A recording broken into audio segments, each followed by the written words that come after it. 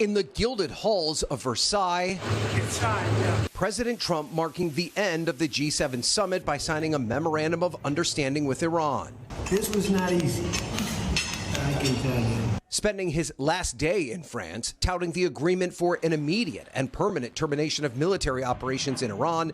According to a senior U.S. official, the United States required to lift its naval blockade within 30 days and terminate all types of sanctions against Iran. In exchange, Iran must allow toll-free passage through the Strait of Hormuz for 60 days, which existed before the war. We stopped nuclear holocaust. On Iran's nuclear program, the president's main reason for starting the war, Iran agreed, as it has before, that it will not procure or develop nuclear weapons. But some uncertainty still on the key issue of the nuclear materials Iran already has.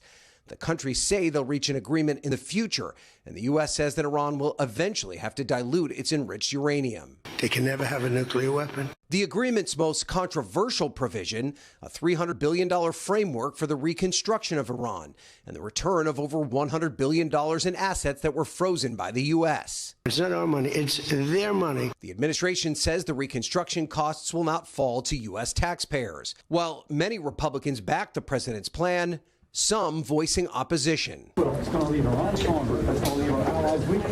Senator Ted Cruz, a Trump ally, saying in an interview that Trump is getting, quote, very poor advice, adding, quote, history teaches that giving billions of dollars to theocratic lunatics who want to murder us is a bad idea.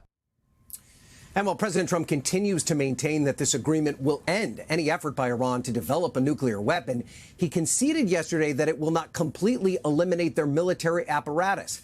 The president saying it would be unfair for Iran not to have a ballistic missile arsenal while their neighbors in the Gulf do. Chanel? All right. Thank you, Ryan. Hey, thanks for watching. And don't forget, you can catch the Today Show every morning on NBC or take Today when you're on the go. Just follow the Today podcast on Apple Podcasts, Spotify, or wherever you listen.